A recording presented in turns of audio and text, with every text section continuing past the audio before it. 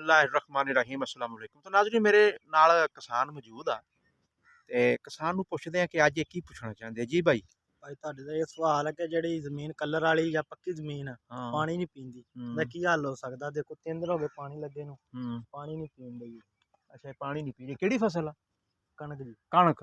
अच्छा देखो इन्हां दा सवाल यह आ कि जिहड़ी साडी पक्के वट दी ज़मीन आ कलराठी या शोर ज़्यादा वा उत्थे असीं कणक नूं बेहतर किद्दां बनाउणा। देखो इहदा मैं बहुत लंबी चौड़ी गल नहीं करांगा, इहदे विच मैं तुहानूं 2-3 टैक्नीकल नुकते दसांगा।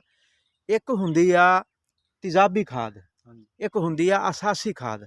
हुण तुसीं काश्त कर लई आ, तुहाडा खत्ता पानी नहीं पींदा ते हुण असीं इहदा टोरा किद्दां कराउणा? अच्छा पहले 2 ਕੁ ਮਹੀਨੇ ना तुहानूं तंगी आ। अगर आ जिहड़े आ ना एक तां ਉਹ ਥੱਲਿਓਂ ਸੇਮ ज़्यादा वा, कलराठी आ, शोर ज़्यादा वा, ਉਹ ਥੱਲਿਓਂ ਉਹਨੂੰ ਕੁਛ ਨਹੀਂ ਲੱਭਦਾ, ਇੱਕ ਉੱਤੋਂ ਕੋਰਾ ਪਈ ਜਾਂਦਾ ਵਾ। ਦੋਨੋਂ ਚੀਜ਼ਾਂ ਰਲ ਗਈਆਂ, ਜਦੋਂ ਦੋਨੋਂ ਚੀਜ਼ਾਂ ਰਲ ਜਾਣ ਤੇ ਫਿਰ ਸਾਨੂੰ ਕੀ ਕਰਨਾ ਚਾਹੀਦਾ ਵਾ? ਸੌਖਾ ਜਿਹਾ ਆਮ ਟੈਕਨੀਕਲ ਗੱਲ ਹੈ। ਅਗਰ ਤੁਸੀਂ ਨਵੇਂ ਆ ਤਾਂ ਚੈਨਲ ਨੂੰ ਸਬਸਕ੍ਰਾਈਬ ਕਰ ਲਓ ਤੇ ਬੈਲ ਦਾ ਬਟਨ ਦਬਾ ਦਿਓ। ਕੋਸ਼ਿਸ਼ ਕਰੋ ਤੁਸੀਂ ਕਿ ਥੋੜ੍ਹੀ ਪੀਐਚ ਜਿਹਦੀ ਜਿਹੜੇ ਖਾਦ ਦੀ ਪੀਐਚ ਲੈਵਲ ਡਾਊਨ ਆ ਨਾ, ਫਾਰ ਐਗਜ਼ਾਮਪਲ ਨਾਈਟ੍ਰੋਫਾਸ ਸਰਸਬਜ਼ ਦੀ, ਉਹ ਤੁਸੀਂ ਲੈ ਲਓ। ਉਹਦੇ ਵਿੱਚ ਤੁਸੀਂ 8 ਕਿਲੋ ਹਿਊਮਿਕ ਐਸਿਡ ਮਿਲਾ ਲਓ, ਸਲਫਰ ਦਾ ਇਸਤੇਮਾਲ ਤੁਸੀਂ ਕਰ ਲਓ।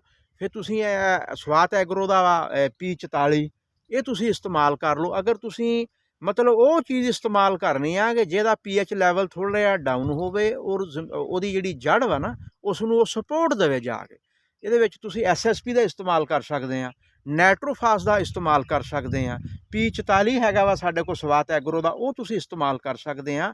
ਮਤਲਬ ਤੁਸੀਂ ਤੇਜ਼ਾਬੀ ਚੀਜ਼ਾਂ ਇਸਤੇਮਾਲ ਕਰਨੀਆਂ ਕਿ ਜਿਹਦੇ ਨਾਲ ਇਹਦੀ ਗਰੋਥ ਹੋ ਜੇ। ਤੇ ਆ ਮਹੀਨਾ 1.5 ਮਹੀਨਾ ਵਾ, ਅਗਰ ਤੁਸੀਂ 50-60 ਦਿਨ ਇਹਦੀ ਕੇਅਰ ਕਰ ਲਓ ਨਾ ਤੇ ਇਹ ਵੀ ਤੁਹਾਡੀ ਚੰਗੀ ਐਵਰੇਜ ਦੇ ਸਕਦੀ ਹੈ। ਉਮੀਦ ਕਰਦੇ ਹਾਂ ਕਿ ਤੁਸੀਂ ਸਾਡੀ ਇਸ ਗੱਲ ਨੂੰ ਸਮਝ ਗਏ ਹੋਗੇ। ਨੈਕਸਟ ਵੀਡੀਓ ਤੱਕ ਅਸੀਂ ਇਜਾਜ਼ਤ ਚਾਹੁੰਦੇ ਹਾਂ ਜੀ। ਅੱਲਾ ਹਾਫਿਜ਼।